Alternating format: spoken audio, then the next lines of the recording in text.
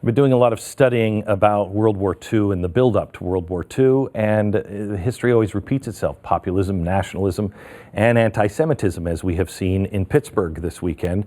Rabbi Daniel Lapin's here to spend just a couple of minutes with us. I don't want to talk about the president. I don't want to talk about politics. What I do want to talk about is it's happening again. What is the principle that we seem to always lose and that we need to find right now, otherwise slide into the same mistakes of the past?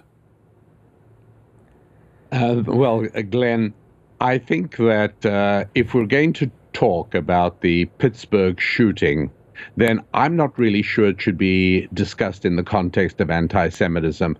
It should be spoken in the context of the increased number of unbalanced and unhinged people that we are growing in this country. Look, yesterday it was Las Vegas. Could we talk about that then? Because I happen to agree with you, Rabbi Lapin. So let's do that. What is happening to, there's this hole in us. I'm talking about anti-Semitism, but then we have to talk about the Democratic Party, which has become the country's natural home. We have to speak about the university campus, which has become the natural home of anti-Semitism. But what happened in Pittsburgh on Shabbat, on Saturday, was a function of the increased number of unhinged people we're producing in this country. So what is that hole caused from? Because we're seeing suicides go through the roof. Yes, that's quite right. What is that hole? What's happened there is that we've relentlessly and deliberately secularized the country since the early 1960s.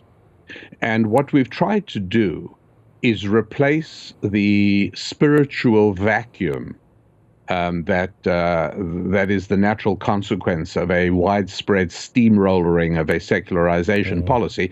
We've tried to replace that spiritual vacuum in the hearts of 330 million people with mental health prescriptions. And that's one of the reasons that the cost of mental health in governmental medical spending in America has been climbing at a rate far higher than general health. In other words, the idea has been somehow or another we've got to make good what we've broken, and the way to do that is mental health. We've got to turn everything into a problem that can be resolved pharmacologically instead of spiritually. It cannot possibly work. It's ridiculous. One of my favorite poems ends with the line, with terror and slaughter returns. The gods of the copybook headings, the truths of the world, they are Rudyard lost. Kipling. Yes. Yeah. Hey, Glenn. Not allowed to quote Rudyard Kipling these days. He's an evil colonialist. I know.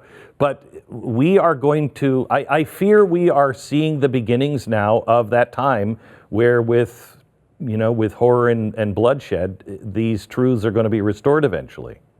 Yeah, look, I think it's a mistake to say that the guy who shot up Las Vegas hated country music fans and the guy who shot up Parkland School hates education and schooling. It's not that at all. And this guy, I don't think he has enough functioning neurons to hate Jews. I think it's absurd. He mouths the usual anti-Semitic stuff, but that means absolutely nothing at all.